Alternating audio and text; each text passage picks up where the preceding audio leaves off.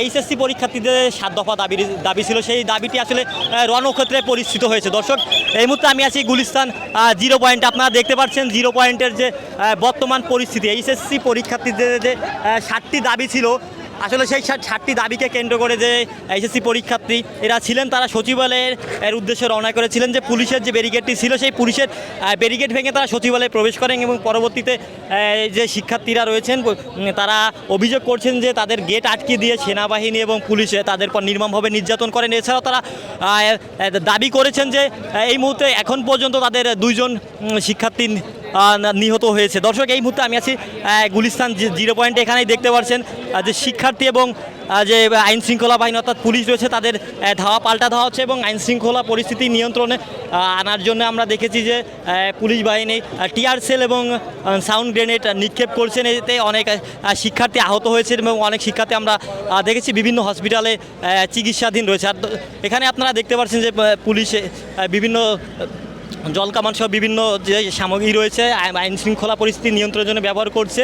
আর এখন যে আমাদের যে আমরা স্থানে রয়েছি সেটি হচ্ছে গুলিস্তান 0 পয়েন্ট। আপনি এই এক সাইডে আইন শৃঙ্খলা বাহিনী অবস্থান করছেন, ঠিক তার বিপরীত সাইডে অর্থাৎ বাইতুল মোকাররমের যে প্রধান গেটটি রয়েছে সেখানে শিক্ষার্থীরা অবস্থান করেছে। এই যে কিছুক্ষণ পরপরই 2টি দল অর্থাৎ এইচএসসি পরীক্ষার্থী রয়েছেন, তারা পাল্টা ধাওয়া তারা পুলিশের দিকে তেড়ে আসছেন এবং পুলিশ পরিস্থিতি নিয়ন্ত্রণ করার জন্য টিয়ার সেল এবং গ্রেনেড নিক্ষেপ করছেন।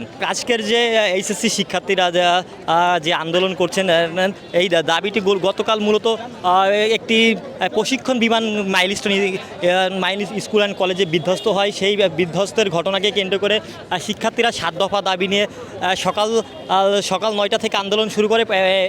পরবর্তীতে তারা 7টি দাবি উপস্থাপন করে এবং 7টি দাবির প্রধান 2টি দাবি ছিল শিক্ষা উপদেষ্টা এবং শিক্ষা সচিবের পদত্যাগ। এই 7টি দাবি নিয়ে প্রথমে তারা তাদের যে অবরোধ কর্মসূচি মানববন্ধন রয়েছে সেটি পালন করলেও পরবর্তীতে এখন যে শিক্ষার্থী রয়েছেন তারা জানিয়েছেন এখন তাদের মাত্র 2টি দাবি অর্থাৎ শিক্ষা সচিব এবং শিক্ষা উপদেষ্টার পদত্যাগের দাবি নিয়ে এখন তারা আন্দোলন করছেন।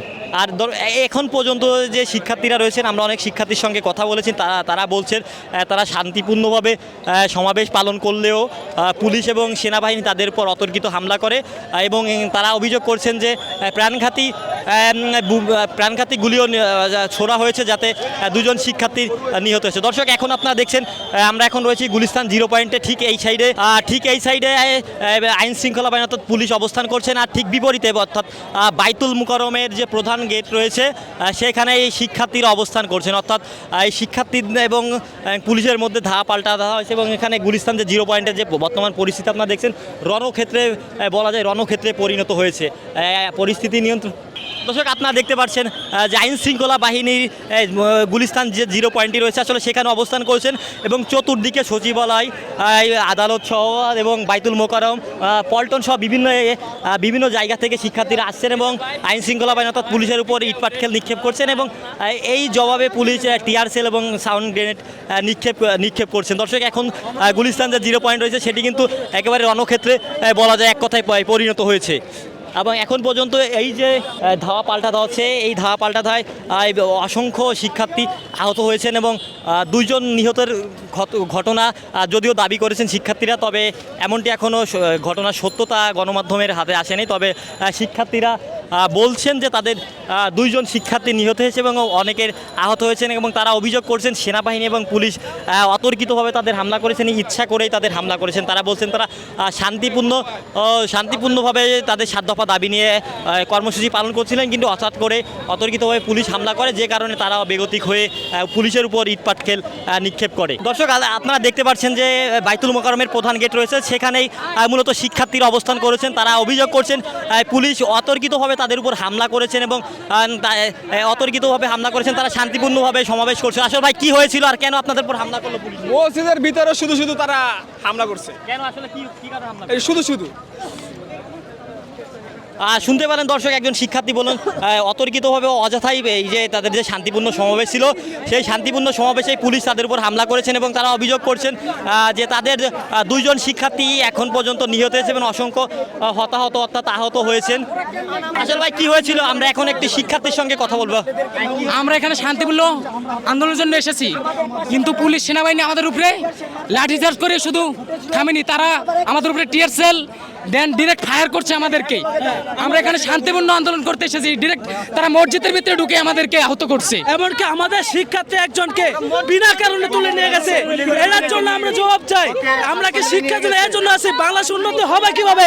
এমন শিক্ষা হলে, এমন মানুষ হলে, এমন প্রশাসন হলে আমাদের উন্নতি করার নাই, সব ডিমোশন হয়ে যাবে। সকল প্রেস ভাই যারা মিডিয়ার ভাই আছে তাদের তো একটাই কথা কইতাছি, আমগুলো 2 মিনিট দাঁড়ান, তারা কি করতেছে একটা ফুটেজ ছিল আর কিছু না।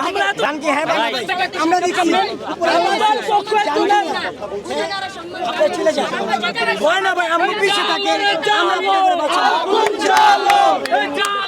দর্শক শুনতে পেলেন এখানকার যে এইচএসসিআই শিক্ষার্থী রয়েছেন আন্দোলনরত, তারা বলছেন পুলিশ তাদের পর অযৌক্তিকভাবে হামলা করছেন এবং টিয়ার সেল গ্যাস মারছেন।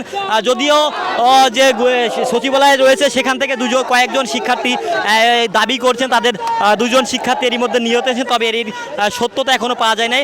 দর্শক এখন দেখছেন এই সাইডে ঠিক এইচএসসি শিক্ষার্থীরা রয়েছে বাইতুল মোকাররমের প্রধান গেটের সাইডে, গুলিস্তান যে 0 পয়েন্টটি রয়েছে সেখানে পুলিশ অবস্থান করছে। সেখান থেকে কিছুক্ষণ পর পর থেমে থেমে পুলিশ টিয়ার সেল এবং সাউন্ড গ্রেনেড মেরে পরিস্থিতি নিয়ন্ত্রণে আনার চেষ্টা করছেন। পাল্টা জবাবে যে শিক্ষার্থীরা রয়েছেন তারা কিন্তু ইট পাটকেল নিক্ষেপ করছেন। আসলে ভাই কি হয়েছিল আপনি যদি একটু বলতেন। আসলে ভাই আমি মাত্র আসলাম, আমি শুনলাম নাকি যে 2 জন নাকি নিহতের সংখ্যা হয়েছে, তো আপাতত অনেকজনই নাকি হাসপাতালে নিয়ে যাওয়া হয়েছে অ্যাম্বুলেন্সের সাহায্যে আর কি। তো দেখা যাক, পুলিশ আমাদের চারপাশ দিয়ে ঘিরে নেওয়ার চেষ্টা করতেছে।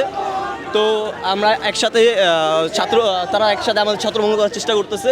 আমরা চাই যে সবাই আসলে কি কি দাবি ছিল আর কেন আসলে আপনাদের আজকে দাবি আপনার পুরা বাংলাদেশ একটা জানেন একটা ভয়াবহ দুর্ঘটনার শিকার। এর ভিতরে পুরা দেশ শোক পালন করতেছে, স্টুডেন্টরা কীভাবে পরীক্ষায় বসবো তাকে তো একটা মনের একটা ব্যাপার স্যাপার আছে। এমন পরিবেশ এমন পরিস্থিতিতে 2:43 আমাদের বলে পরীক্ষা স্থগিত। আমাদের তো ভাই আমরা থাকি নারায়ণগঞ্জ থেকে যাই কলেজে পরীক্ষা দিয়ে 3 ঘন্টা, অনেকে 3 ঘন্টা 2.5 ঘন্টা সময় লাগে। তো এই সময়গুলো কীভাবে 3টা বাজে কেউ নিউজ দেখবে না ঘুমাবে? পোলাপান কি না জায়গা না ঘুমায় নেশা করিব পোলাপান, না পোলাপান পরীক্ষা দিব? আজকে আপনারা বুঝেন আন্দোলন আরও হয়েছে, অনেক আন্দোলন হয়েছে। কোন আন্দোলনে দেখছেন প্রথম দিনে 2 জন মারা যায়, আজকে 2 জন মারা গেছে। এর মানে কি? এটা কি সরকার? কোথায় আমাদের সমন্বয়ক বড় নাহিদ সারজি, তারা কই এরা কি হিসাব দিবে? জবাবটা তারা দিব। কারণ আন্দোলন তারা তো কিছু হলে বলে ছাত্র জনতা, কিছু হলে ছাত্র জনতা রাজুতে আসো। আজকে ছাত্র জনতা কেন হত্যা করা হলো? এটা তো হত্যা, পরিকল্পিত হত্যা। আমরা তীব্র নিন্দা জানাই, বিচার জানাই। দর্শক শুনতে পেলেন যে আসলে গুলিস্তান যে 0 পয়েন্ট রয়েছে সেখান থেকে এক শিক্ষার্থী জানাছিলেন তাদের 2 জন শিক্ষার্থী পুলিশের যে মরণঘাতী বুলেট রয়েছে তাতে নিহত হয়েছে এবং এখানে তারা অবস্থান করছেন। গুলিস্তান যে এলাকাটি রয়েছে বলা যায় পুরো গুলিস্তান এলাকাটি রণক্ষেত্রে পরিণত হয়েছে এবং থমথমে পরিবেশ বিরাজ করছে। আপনারা যদি দেখেন একেবারে যান চলাচল বন্ধ করে দেওয়া হয়েছে, কারণ এখানে যে পরিস্থিতি একেবারে আইন শৃঙ্খলা পরিস্থিতি একেবারে বিগড়ে গিয়েছে। দর্শক গুলিস্তান 0 পয়েন্ট থেকে সর্বশেষ এই তথ্যই ছিল আমাদের কাছে।